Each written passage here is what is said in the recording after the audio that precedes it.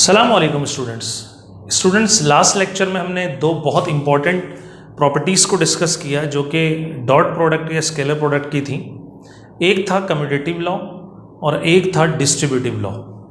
आज हम उससे रिलेटेड और डॉट प्रोडक्ट से जितने रिलेटेड न्यूमेरिकल्स हैं उनको हम डिस्कस करेंगे।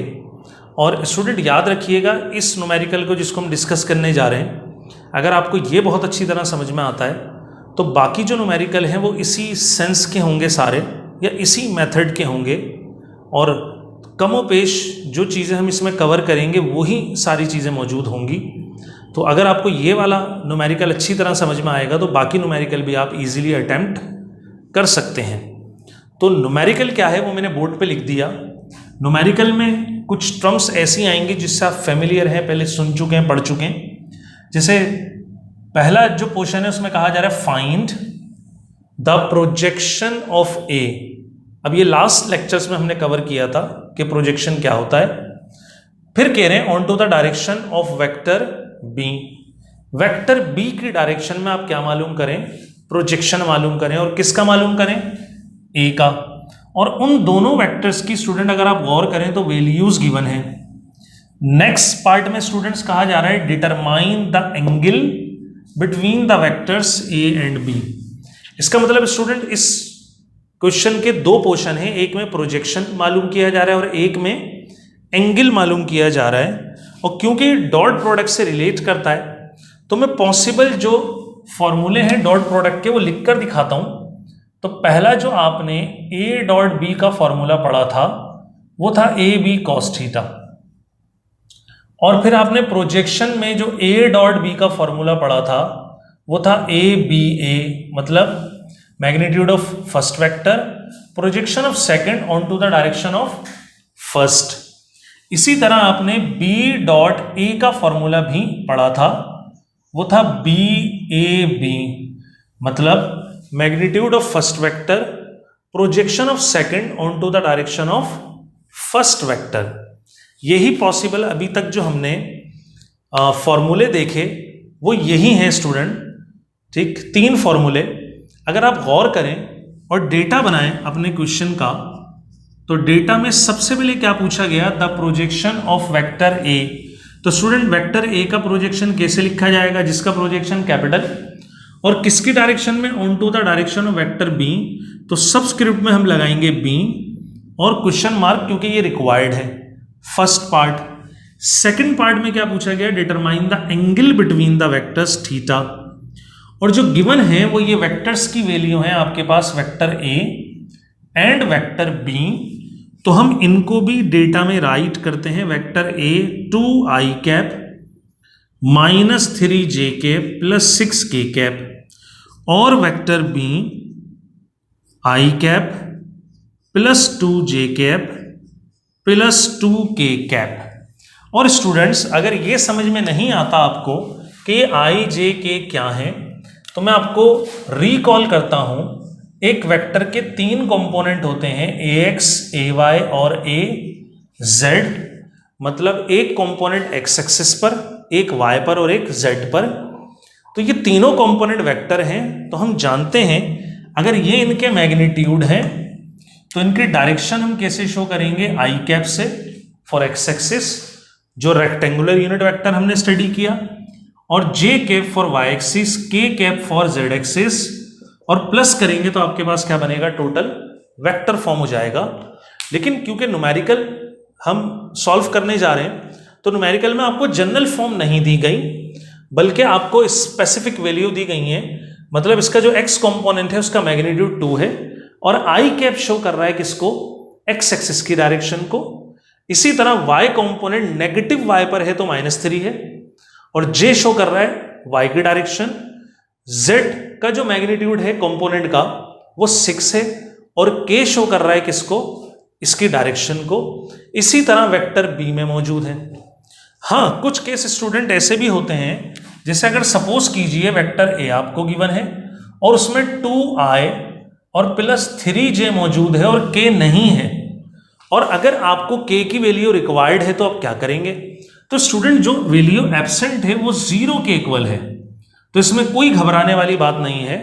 आई जे के में से अगर तीनों वैल्यू आपको चाहिए और अगर वहां एक वैल्यू मौजूद है तो बाकी दो जीरो होंगी, या दो वैल्यू मौजूद है तो बाकी तीसरी जो होगी उसका मैग्नीट्यूड क्या होगा स्टूडेंट, जीरो होगा।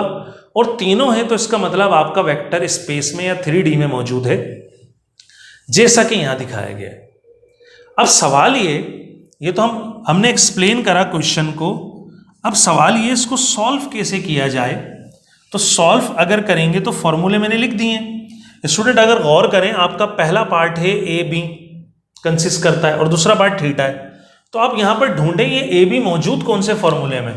अगर गौर करें तो इस फॉर्मूले में ए बी की वैल्यू मौजूद है, ठीक है, ये रही ए बी की वैल्यू।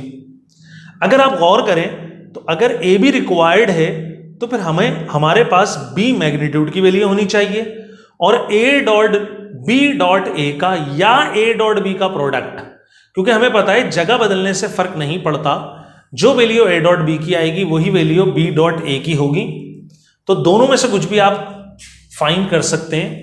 ये दोनों वैल्यू आपके पास होंगी तो आप क्या इस फॉर्मूले से कैलकुलेट कर सकेंगे, projection of A on to the direction of vector B A B.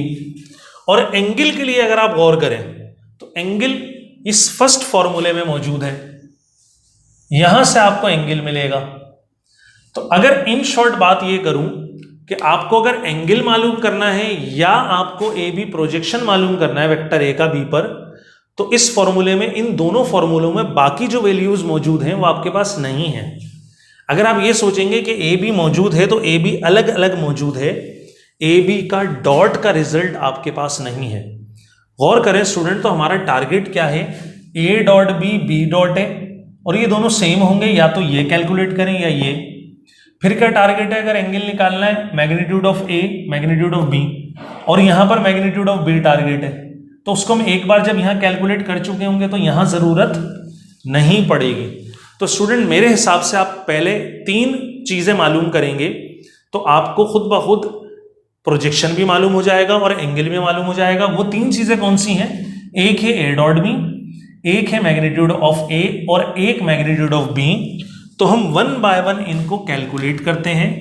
पहले हम हेडिंग डालेंगे फॉर ए डॉट बी या बी डॉट ए, एक ही बात है, ठीक है, इनकी वैल्यू कम्यूटेटिव होने की वजह से सेम आती है।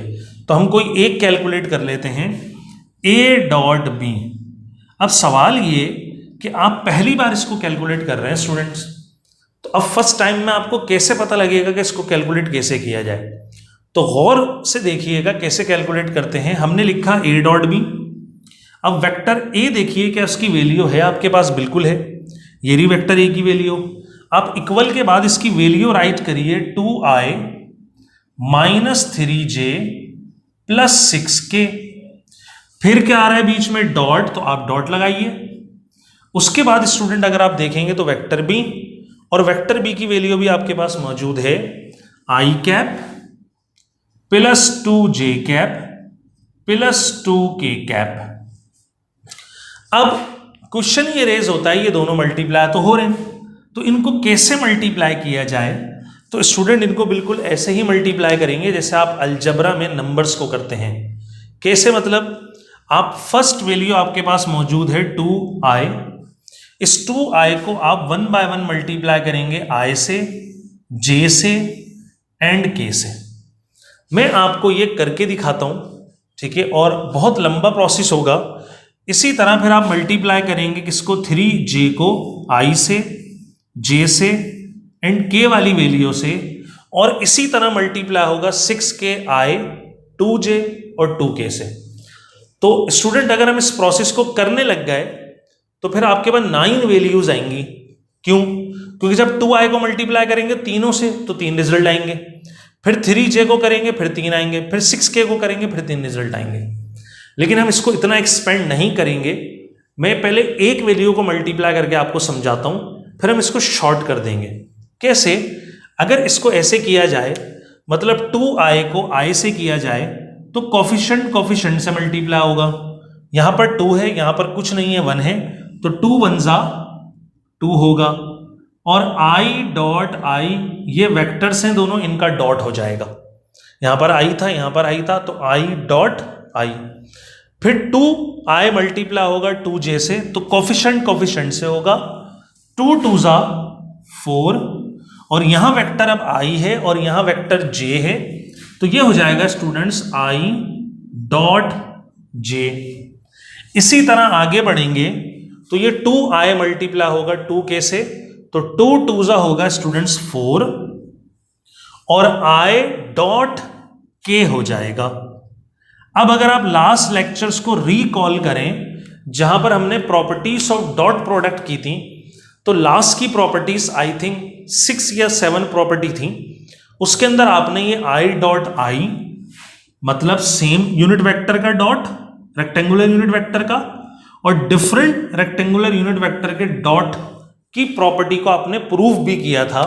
तो मैं यहां डायरेक्ट लिखता हूं, जैसे 2 सेम यूनिट वेक्टर का डॉट आपको 1 देता है, प्लस और डिफरेंट यूनिट वेक्टर का डॉट आपको क्या देता है, 0 देता है।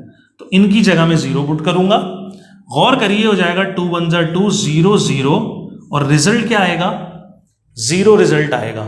मतलब जो 3 वैल्यू थी उनमें से अगर गौर करें स्टूडेंट्स तो 2 0 हो गई, और जो फर्स्ट वैल्यू है सिर्फ वो बची, और वो भी कौन सी वाली, जिसमें सेम यूनिट वेक्टर का डॉट आया। डिफरेंट यूनिट वेक्टर के डॉट क्या हो गए, 0 हो गए। ठीक, तो इसका मतलब ये हुआ कि अगर मैं i को i से करता हूं तो सेम यूनिट वेक्टर का डॉट रिजल्ट देगा, i j different, i k different, तो ये रिजल्ट कितना देगा, 0। मतलब 3 में से 2 रिजल्ट हो जाएंगे 0। इसी तरह जब मैं j को i से करूंगा तो स्टूडेंट 0, j रिजल्ट देगा हमें, j k क्या हो जाएगा, 0, इधर भी 2 0 होंगे। इसी तरह k i 0, k j 0, k result provide करेगा। तो हम इसको क्या करेंगे, शॉर्ट करके स्टूडेंट ये सारा काम नहीं करेंगे, हम इसको शॉर्ट करके क्या करेंगे, क्योंकि हमारे पास जो रिजल्ट जनरेट हो रहे हैं वो सेम वाले हो रहे हैं, तो हम i को i से डॉट कर देंगे, j को j से करेंगे, और k को k से डॉट करेंगे। तो इस तरह आपका ये जो डॉट है ये बहुत ज्यादा फैलेगा नहीं, बल्कि श्रिंक हो जाएगा। तो फिर इसको कैसे किया जाएगा, a डॉट b, ये हो जाएगा student 2 1 2, i dot i minus plus minus 3 2 6, j dot j, फिर plus plus plus 6 2 12, k dot k cap. और हम जानते हैं 2 ये 1 होगा, ये भी 1 होगा, और ये भी 1 होगा, तो 2 1 2 माइनस 6, 12 1 12। बहुत आसान कैलकुलेशन है स्टूडेंट, 12 माइनस 6 करेंगे 6 बचेगा, उसमें 2 ऐड कर लेंगे तो आपके पास रिजल्ट आएगा फाइनल 8। तो a डॉट b का आपके पास रिजल्ट आया 8, या b डॉट a b कितना आया, 8 रिजल्ट आया। तो हमने पहली वैल्यू स्टूडेंट्स क्या करी, फाइंड कर ली।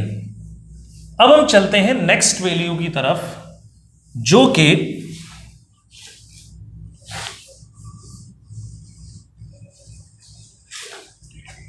तो आप अपनी आसानी के लिए ऐसे भी लिख सकते हैं, b डॉट a का रिजल्ट भी कितना है, 8 है। अब आप क्या करेंगे, नेक्स्ट वैल्यू की तरफ आप मूव करेंगे, जो क्या होगा, magnitude of a dot b हो गया, a मैग्नीट्यूड b मैग्नीट्यूड।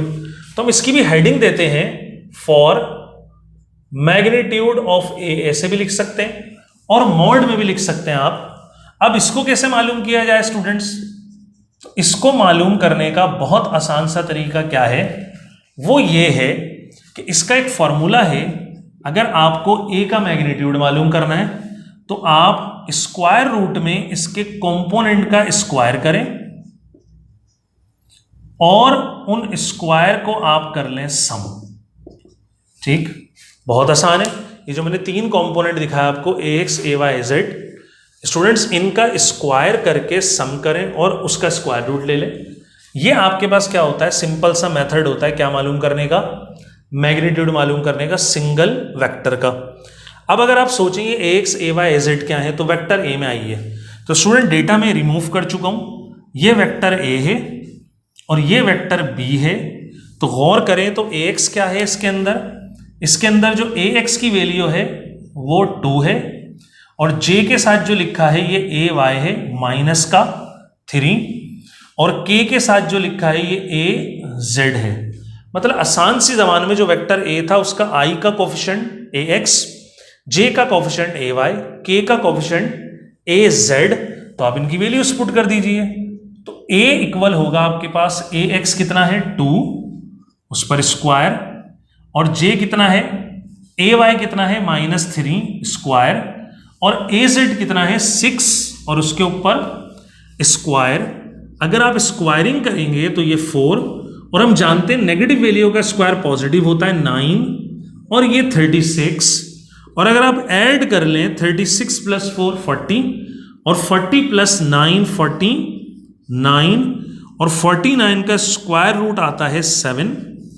तो आपके पास पहला मैग्नीट्यूड आया स्टूडेंट किसके इक्वल, 7 के इक्वल आ गया। अब हम चलते हैं आगे और हम magnitude of vector b calculate करते हैं।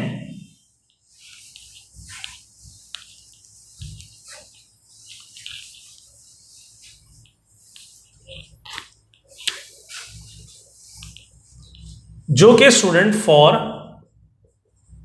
b मैग्नीट्यूड, और b मैग्नीट्यूड भी बिल्कुल ऐसे ही होगा। क्या होगा, रूट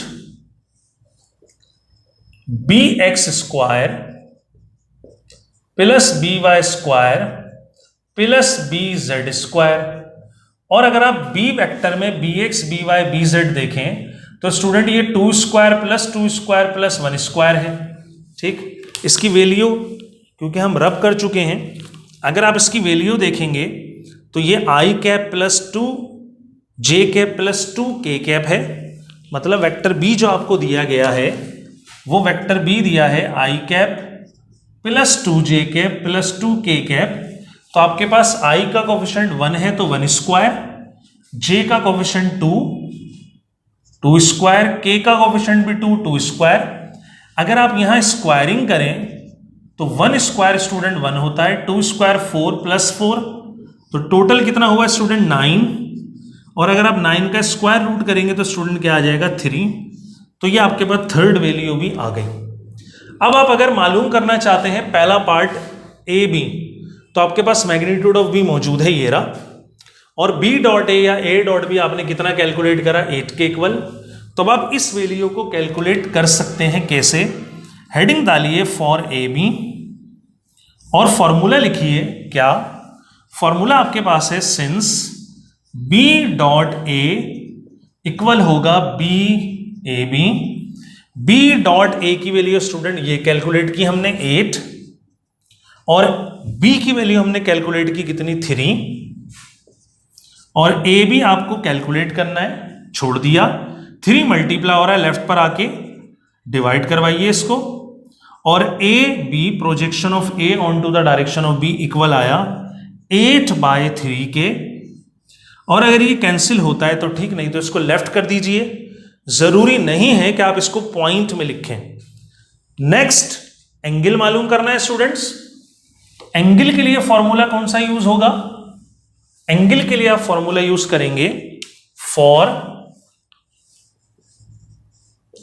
थीटा।